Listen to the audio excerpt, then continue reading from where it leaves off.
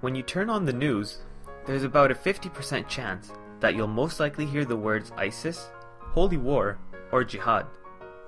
The term jihad has almost become synonymous with the ideas of violence, hate, and in reality, everything it's not. The world needs to know the truth. That's where we come in. This is Simple Islam, taking Islamic concepts and explaining them before your coffee gets cold or before more youth are radicalized. For this episode, we are going to be talking about the true meaning of jihad. The word jihad is an Arabic word which simply means to struggle or to strive in the way of God. In Islam, there are two kinds of jihad, which are termed the lesser jihad and the greater jihad. The lesser jihad is that struggle which is fighting in self-defense, and in self-defense only, against those who have harmed them and tried to deprive them from religion and God. At the time of the Holy Prophet, peace be upon him, the Muslims were persecuted for a long period of 13 years.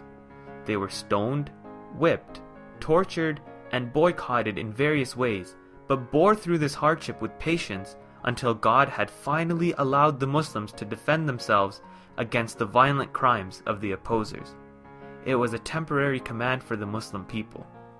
What's interesting though, is that when God allowed the Muslims to fight, it was only to create a peaceful society that would grant each religion liberty to practice and preach its own way of life.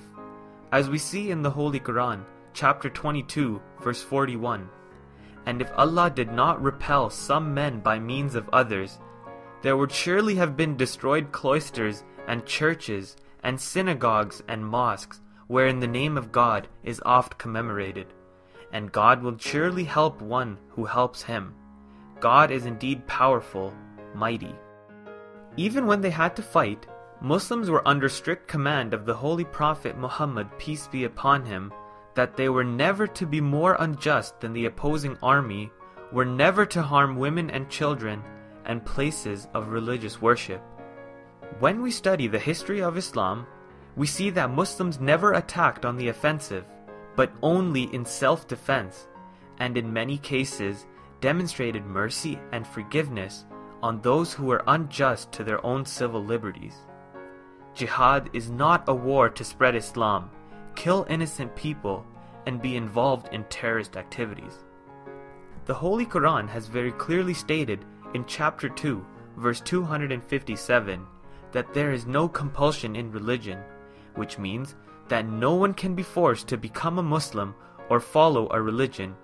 Faith is a matter of one's heart, and whichever faith takes one closer to God should be followed. Now the second jihad is the greater jihad. This greater jihad is the struggle against oneself to become closer to his or her God, be a law-abiding citizen, avoid evil inclination, and be the best possible Muslim one can be. The greatest jihad a Muslim faces is against himself, and how he conducts himself.